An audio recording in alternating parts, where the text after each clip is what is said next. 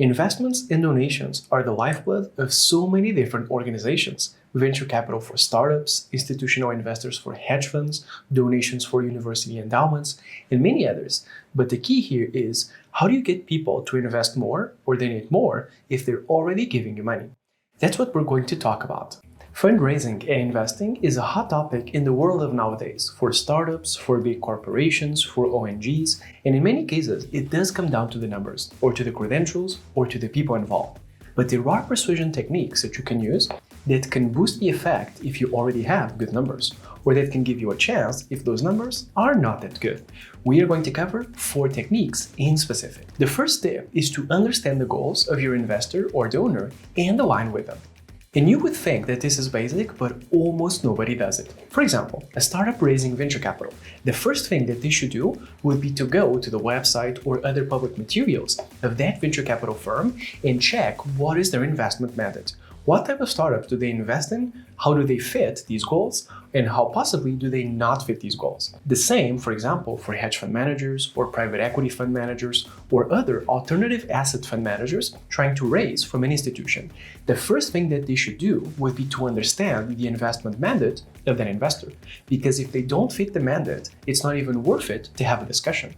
But so many different companies, so many different funds, so many different ONGs just try to obtain money recklessly without really understanding how they're helping the other person and how they're fitting with their goals.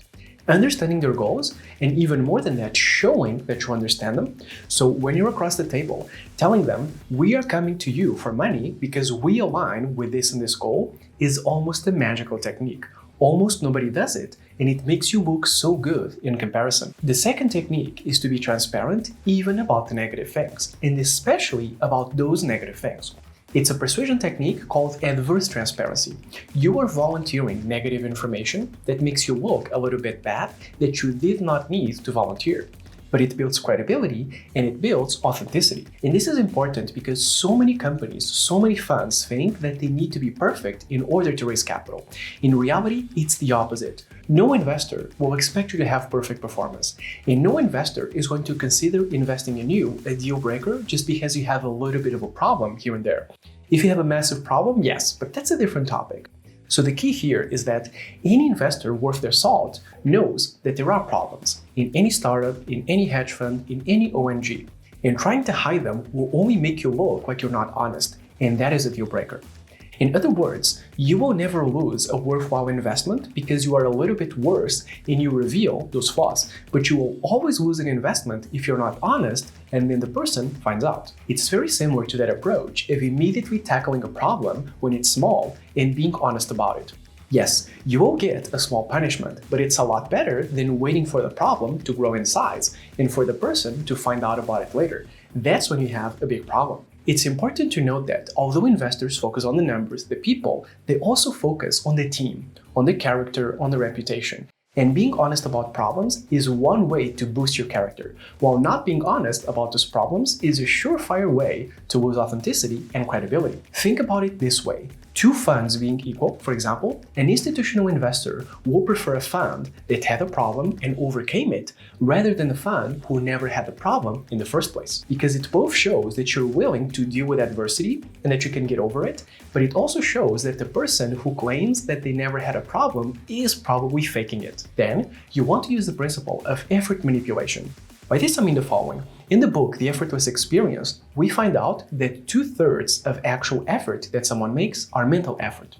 In other words, every time that you consider something effortful, it's usually not because it actually takes effort, but because you think that it does. But there lies the opportunity. If you make an investor or a donor think that investing is easy and simple, well, it's going to be easier and simpler. So to give you an example from another industry, software companies use this and abuse this. Get instant access, just 2 steps to sign up, register in under a minute. They make things seem like they're very easy. They're not lying, but they are embellishing something to make it seem like it's a lot less effort. And you want to do something similar here. Saying something like, hey, we have a simplified investment agreement. We just need to go through 2 steps and you're an investor. You just need to sign this and this, 2 very simple documents. This is not going to get you investors if you have a serious problem or donor, but it is going to make it a lot easier for the ones who are already considering this. You need to realize that these negotiations, especially for allocation from institutions, are super complex, and they have dozens, if not hundreds, of specific clauses. So the more that you can simplify the process, the more that you can obtain investment in an easier and quicker manner. And finally, remember to treat due diligence as continuous and not once in a lifetime.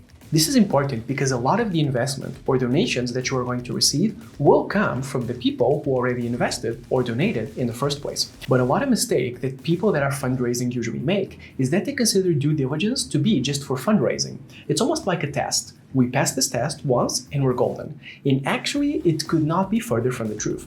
For example, if you're a hedge fund raising capital from an institution, they're going to put you through the grinder, but that initial test is just a taste of what's to come. You are going to need to continue proving yourself to that investor for as long as they are allocating to your fund. And the same applies for any startup that's fundraising from venture capital, for any company that's fundraising from private equity, for any NGO that is raising donations from donors.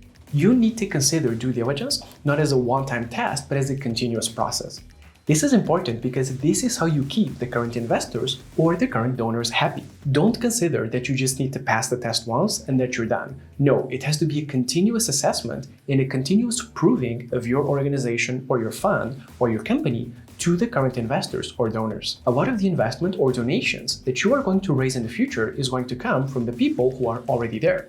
So if you don't keep them happy, that's a problem. For example, in the finance world, that's known as a signaling issue. When your current investor is not going to invest in the next round, there's something going on there, and the new investor is going to explore that ruthlessly. So remember, treat due diligence as a continuous process and not a one-time test. So these are 4 key tips to raise more donations or funds. First of all, align with their goals and their mandate, because if you are not a fit with what they're looking for, you're not even supposed to be pitching this person. Then, be transparent even about the negative things, and especially about the negative things. It's not a deal breaker if you have small flaws, but it is a deal breaker if you're not honest.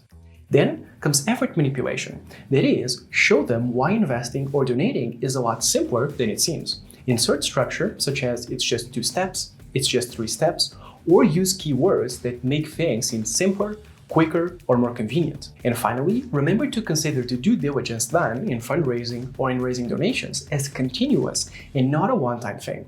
Because if you can't keep your current investors or donors happy, chances are you are not going to raise more money from new people. If you've enjoyed the video, consider liking and subscribing to be notified of similar negotiation and communication techniques. And be sure to check out the channel for other techniques in the same context or for other uses as well. Thank you so much for watching.